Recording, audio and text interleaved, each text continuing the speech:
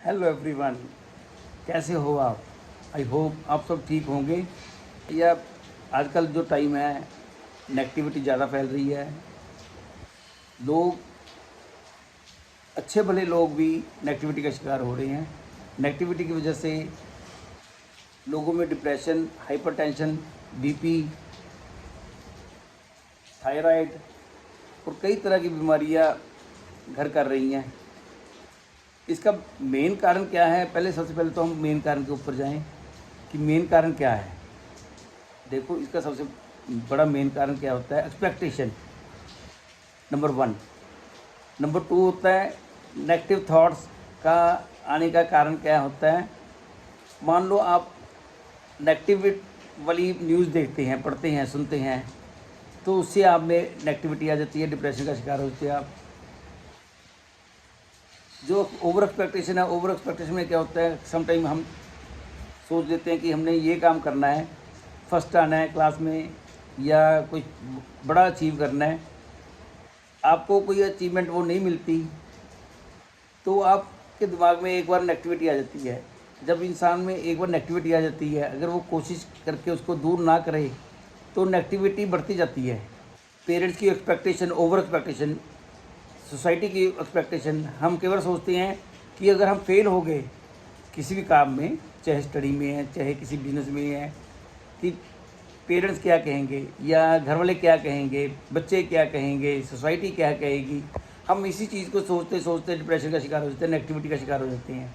Sometime क्या होता है, हमें हमारे एनवायरनमेंट में हमारे पेरेंट्स ने या हमें किसी और ने सिखाया होता है कि उसके साथ ये हो गया, ये हो गया, ये हो गया, नेगेटिव थॉट्स बताते रहते हैं। उससे क्या होता है, हमारे दिमाग में भी नेगेटिविटी घर कर जाती है। तो इससे बचने के लिए ये, ठीक है, मानता हूँ मैं, ये मुश्किल काम है लेकिन असंभव काम नहीं है। इससे बचने के लिए सबसे पहले तो आपको recognise and acknowledge the negative thoughts. आपको सबसे पहले तो जो भी आपकी नेगेटिव थॉट्स आ रही हैं उसको एक्नॉलेज करो। आपको मालूम पड़ना चाहिए कि कौन कौन सी नेगेटिव थॉट्स मेरे दिमाग में आ रही है और क्या कारण है। उसका कारण क्या है, वो आपके बिहेवियर के ऊपर या आपके इमोशंस के ऊपर क्या इम्पैक्ट डाल रही है। जब आपको मालूम पड़ जाएगा कि ये नेगेटिव थॉट्स हैं या इन नेगेटिव थॉट्स की वजह से मेरे दिमाग में टेंशन बन रही है, तो आप उसको एड्रेस कर सकते हैं। आप जितनी भी नेगेटिव थॉट्स आती हैं उनको साथ साथ लिख लें, रीज़न देखें कि रीज़न क्या है, नेगेटिव थॉट्स का क्या कारण है। तभी तभी आप उसको एड्रेस कर सकेंगे। जब आपको सबसे पहले तो हमने रिकॉग्नाइज करना है भी कौन सी नेगेटिविटी है। मान लो आपको नेगेटिविटी आ रही है कि मैं फेल ना हो जाऊं, तो ये फेल होने की नेगेटिविटी आ रही है ना, तो उसको एड्रेस करने के फिर बाद में तरीके देखेंगे हम। आपने देखना है कि मैं फर्स्ट आऊँगा कि नहीं आऊँगा, मैं ये काम कर पाऊँगा कि नहीं कर पाऊँगा, मेरे माँ बाप ठीक रहेंगे कि नहीं रहेंगे, मेरे भाई बहन ठीक रहेंगे कि नहीं रहेंगे, मैं जा रहा हूँ वहाँ पर सब कुछ ठीक होगा कि नहीं होगा।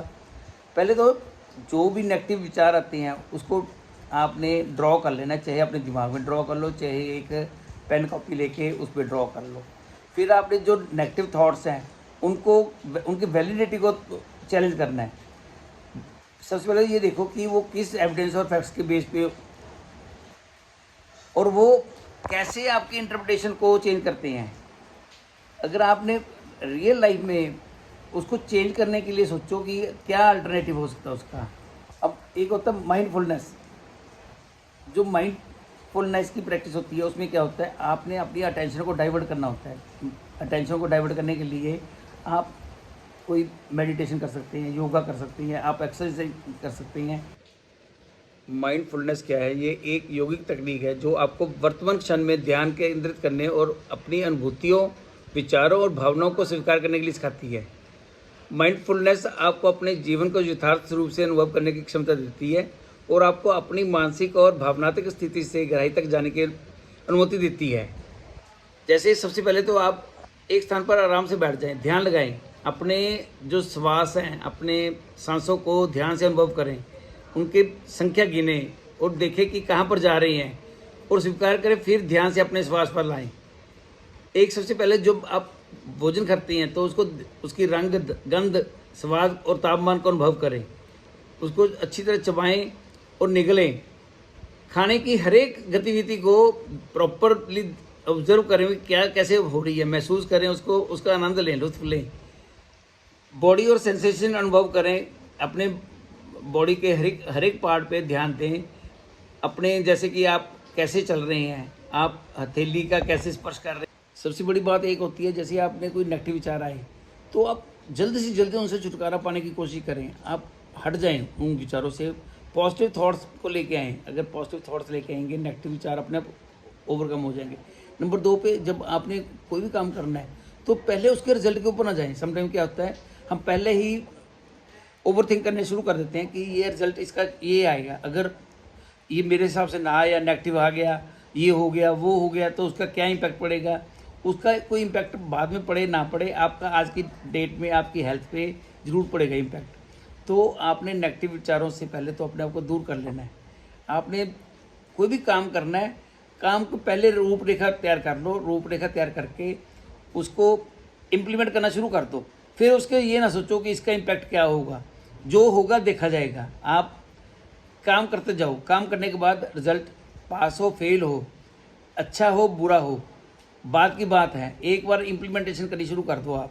कई बार क्या होता है, हम ओवर थिंकिंग करने लग जाते हैं, एक्सपेक्टेशन हमारी ज़्यादा बढ़ जाती है, या नेगेटिव पहले थॉट्स आ जाती हैं, तो हम उस काम को शुरू ही नहीं करते। तो शुरू नहीं करेंगे तो नेगेटिविटी बढ़ी जाएगी, बढ़ती रहती है। उसके बजाय पहले आप पेपर पे या अपने दिमाग में उसके प्रोज एंड कॉन्स दोनों लगा लें। प्रोज एंड कॉन्स दोनों लगा के फिर उसको काम को शुरू करके फिर एंड तक लेके जाए। जब तक आप अपना टारगेट अचीव नहीं करते, टारगेट के अचीव होने तक आप काम में जुटे रहें। ध्यान अटेंशन को अपनी अटेंशन को डाइवर्ट ना होने दें। अगर किसी की ज़रूरत है तो अच्छे पॉजिटिव विचारों वाले लोगों के साथ बैठें। आपको सोसाइटी में हर तरह के लोग मिल जाएंगे। जब भी आप कहीं देखें अपनी सोसाइटी में, घर में, कहीं भी, या न्यूज़ हम पढ़ते रहते हैं, ज़्यादातर न्यूज़ में नेगेटिव थॉट्स आती हैं, नेगेटिव विचार आते हैं। किसी के बारे में भी नेगेटिव विचार ना रखें, किसी के भी बारे में, क्योंकि नेगेटिव जब विचार आते हैं, नेगेटिव वेव से आपके दिमाग में नेगेटिव थॉट्स आएंगे। नेगेटिव थॉट्स से डिप्रेशन का शिकार हो जाएंगे। आप काम नहीं कर पाएंगे, उस इंसान से इंटरेक्शन नहीं कर पाएंगे। अगर आपने पहले ही एक परसेप्शन बना ली किसी के इंसान के बारे में उसके अगेंस्ट, तो आप उससे बात नहीं करेंगे। कई बार क्या होता है, कोई भी इंसान इतना बुरा नहीं होता जितना दिखता है।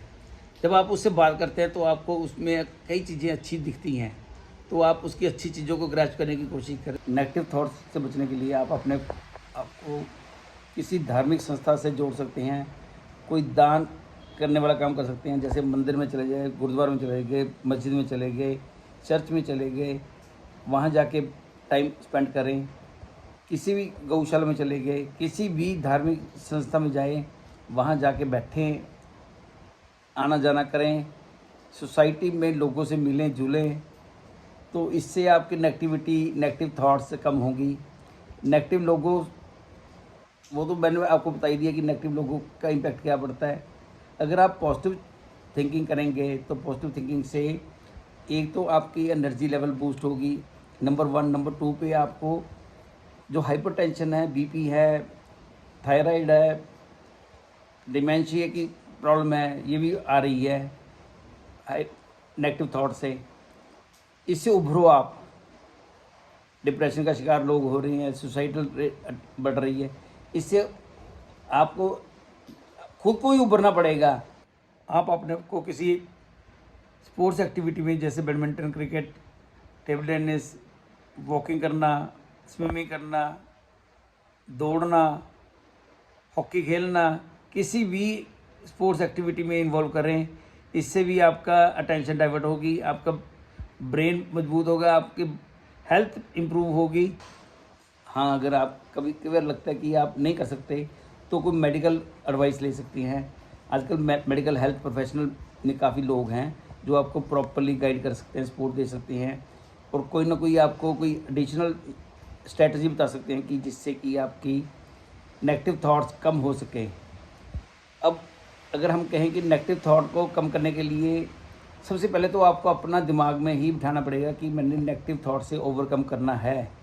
जितना आप पेशेंटली इसको कम करने की कोशिश करेंगे, उतनी ही तेज़ी से आप इससे कम कर पाएंगे। होप आपको मेरी वीडियो पसंद आई होगी। इसको लाइक करें, शेयर करें और सब्सक्राइब का बटन प्रेस करना ना भूलें। वैसे ये मेरी इस तरह की पहली वीडियो है। अगर आपको अच्छी लगी तो मैं किसी और कंटेंट पे अगर आप बोलोगे तो उस पर भी ज्ञान बता सकता हूँ आपको, मैं अपनी नॉलेज शेयर कर सकता हूँ। अगर आपके पास कोई और नॉलेजेबल बात है तो वो आप मेरे से शेयर कर सकते हैं। थैंक